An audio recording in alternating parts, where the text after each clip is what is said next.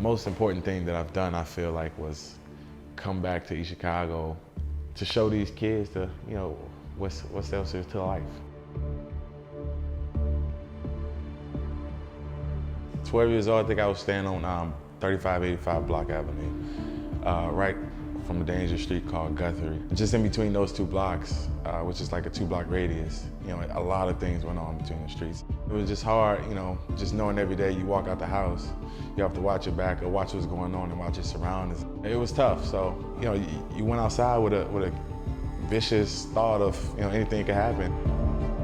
Guthrie is questionably the worst street in East Chicago, growing up on. Just a lot of negatives just feed into the youth in those blocks. Guthrie and Block, it's the street life from the very bottom. I mean, that's what you call the gutter, the hood.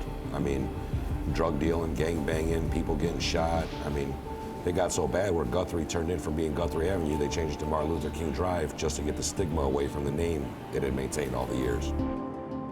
Just to come back and smile that these kids can be down from they first started school. To come back and see somebody who's done it before and been in that same position and made something out of it. It just gives them hope to do better in school and just outside and off the streets.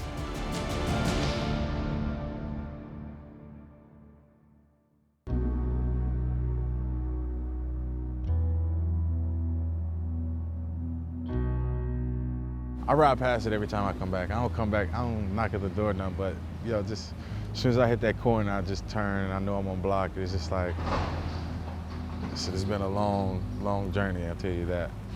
That feeling that you get just in knowing that, like you accomplished something, like you've gone to something better. So it's just that feeling. It's just that feeling. So it's the good old backyard right here. We had like the basketball court right here in the corner.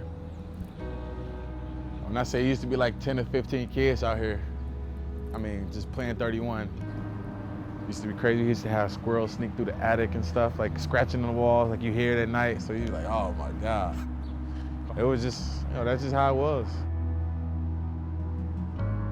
Wasn't no trouble over here because it really wasn't like a bad part, but like if you go 2 blocks over to the basketball course was where you saw a lot of stuff happening, so. In between Guthrie and Block, you had a basketball court, which everybody goes to. And growing up, that was like my first love. And in between those courts, I saw so many things happening, fights, shootouts, and police jumping out on guys with warrants and stuff like that. And again, you can be in the wrong place at the wrong time. You had like dog fights in the back there, like, it was just really cutthroat sometimes. Yeah, I was scared, but I wasn't like terrified not to come out here. This was just, he was out here every day, pretty much playing ball. But everywhere we went, we had a basketball in our hand.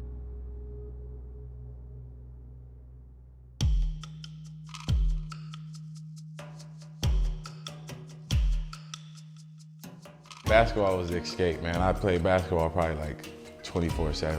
That triangle kept me, back and forth from being in the streets and being in that whole life.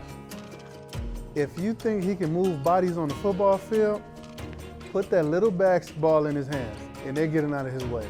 Like he was a force that was hard to get around. I came to high school and I wasn't even gonna play football. I was just gonna strictly play basketball. And then, one of my coaches, Coach Judah Parks, he was like, well, just try it out. And if you don't like it, then you can't say you never tried it. From sophomore year, I started putting more effort into it and started playing better. And like next thing you know, I was up there with the guys who was, been playing since knee high.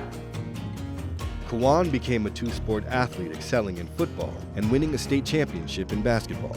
By junior year, Kawann gained interest from Purdue's football program, but didn't have the grades to become eligible. I committed junior year. Then after basketball, Mark Hagan came and was like,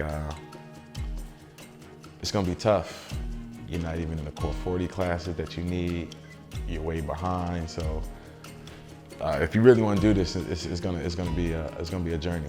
Pull it out. There's like, I felt like it was a booklet of stuff that I needed to accomplish, that I need to do. Take extra classes. All my classes was core, and on top of that, I had to do night school, online class, and then summer school.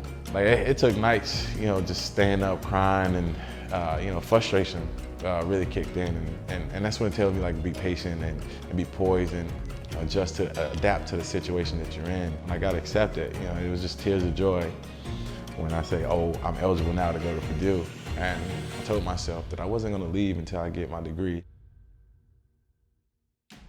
Kawann held himself to that promise, staying all 4 years at Purdue and becoming an NFL prospect by his senior season. In the 2013 draft, a dream became a reality. I hear my name across that screen, I'm just like, oh man, like, the whole room went crazy, and I almost had a heart attack, man. I was breathing so hard. Like, this is something I dreamed for. This is something that I want to do all my life, since I started playing, and to make this dream happen. The journey that I went through trying to get to college, to the NFL, it became, a second nature to me to know what I need to do to approach this and how I need to do it and what I need to do to accomplish it. He first got in, you sort of see the flashes of what he could become, and as the years have gone on, he's become exactly who we thought he was going to be, an unblockable force right up the middle for us. You admire KK for the work ethic that he has, and then you see him play, and he's quicker than you think. But being a basketball player, he's got some good feet for a big boy.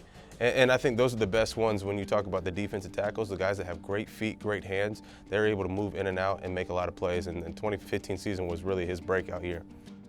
Kawann did break out, leading the team in sacks and becoming a force for one of the top NFL defenses. The Panthers made it all the way to Super Bowl 50, and while Carolina was showing pride on the field, East Chicago was showing pride for one of their own. We wanted to give a tribute back, just show our love. The Carolina Panthers were going to the Super Bowl, and our hometown guy, was on that squad, so we wanted to show that his hometown was behind him, so we put the mural up. That's when the city was behind me 100%, and he hit me up and said, I got something to show you. And next thing you know, he sent me a picture of this, and it got big and blew up around East Chicago, went in the papers and all that. So, it was just a blessing for them guys to be behind me and just knowing the city was right there with me. On the field, Kawann continued his success from last season, becoming one of the highest paid defensive tackles in the NFL. But his priority isn't just football. It's giving back to the youth of his hometown in a variety of ways. He's one we know that's on TV. We're going to support him. But what about the people that don't watch TV? What about the people that don't watch football? How are you going to tap into those kids that don't like football? Just by default, being a face in the community. Just because I'm in a whole other state doing one of my dream jobs, that I'm not too good to come back and just sit down and talk with these kids or have this conversation with these kids and help these kids out. The most important thing is, right now is the time you start. Right now is the time you do everything you need to do to become successful in the classroom in order to make it. Everybody does sports. You want to be that basketball player, this doctor, whatever you want to be. But without school, you can't be nothing. And without school, without education, you can't succeed in life. He has the youth football camp. He has some of his buddies, NFL buddies, come in, help out with the camp.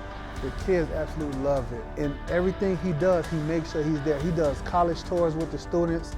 He takes kids down to Purdue. He's putting a face with the name. And by him taking time out of his life to show these kids that he cares for their well-being that they may not be getting at home, it encourages them to do better.